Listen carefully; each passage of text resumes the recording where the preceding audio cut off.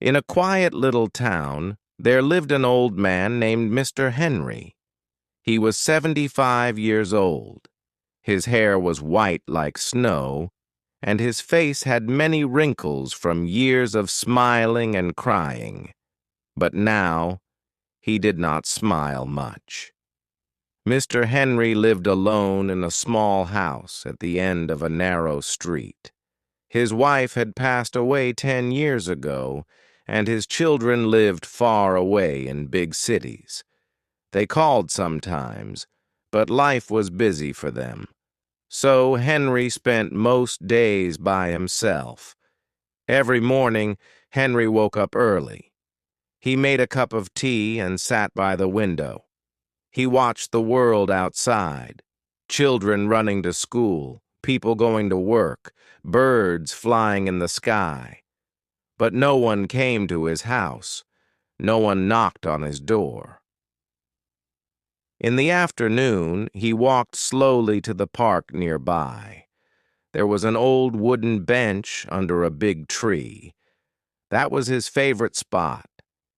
He sat there for hours, watching families play, dogs run, and friends talk and laugh. He felt invisible. People passed by, but they did not notice him. He often thought, "Why am I so alone? What did I do wrong?" His eyes filled with tears sometimes, but he wiped them away quickly. He did not want anyone to see. One cold and rainy autumn day, Henry felt more sad than usual. The park was empty because of the rain. He stayed home, looking at old photos of his wife and family. "I miss having someone to talk to," he whispered to himself. The next day, the sun came out. Henry decided to take a longer walk. He passed by a small pet shop on the corner of the street. He had seen it many times but never gone inside. Today, something made him stop. He pushed the door open, and a little bell rang. Inside, the shop was warm and full of sounds: birds singing, cats meowing, puppies barking softly. The shopkeeper, an old woman with kind eyes, smiled at him. "Hello, sir. Are you looking for a pet?" Henry shook his head. "No, just looking." He walked around slowly.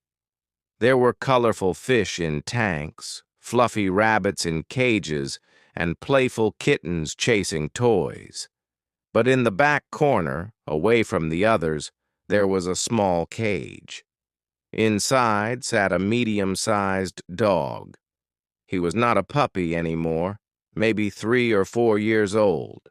His fur was brown and a bit dirty. He was thin and his ribs showed a little. The dog looked up at Henry with big, sad eyes. Those eyes were full of loneliness, just like Henry's. Henry knelt down slowly. The dog did not bark or jump. He just wagged his tail very slowly, as if he had no energy left.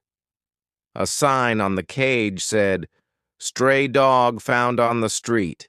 No owner. Very gentle and quiet." The shopkeeper came over. "This poor dog has been here for months. No one wants him because he is not young and cute like the puppies. But he is the kindest dog I have ever seen. He never makes trouble." Henry reached his hand through the bars. The dog licked it gently. In that moment, Henry felt a warmth in his heart that he had not felt for years.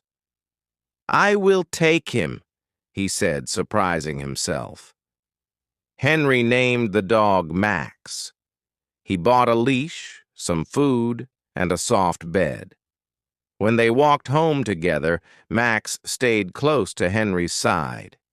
He looked up at Henry as if saying, "Thank you for choosing me." At home, Henry gave Max a bath. Max sat patiently, enjoying the warm water. Then they ate dinner together, Henry at the table, Max on the floor. For the first time in years, the house felt alive. Days turned into weeks. Henry and Max became inseparable. Every morning they went for long walks in the park. Max ran happily, chasing leaves and balls that Henry threw. Henry laughed out loud, a real deep laugh.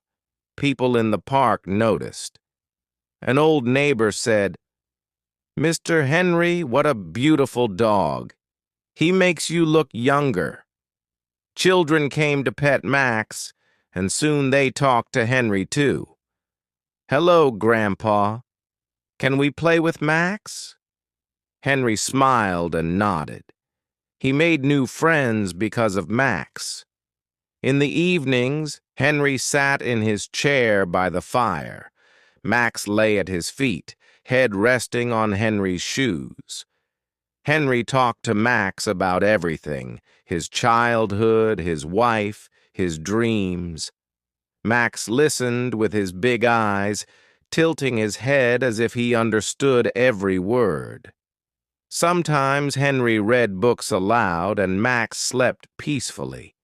Henry no longer felt empty. His heart was full of love again. He realized that kindness can change two lives at once. By saving Max, Max had saved him from loneliness. Years passed. Henry and Max grew older together, but they were happy. Henry often said, "True friendship does not need words. It just needs a kind heart." And that is the story of how a lonely old man found his best friend.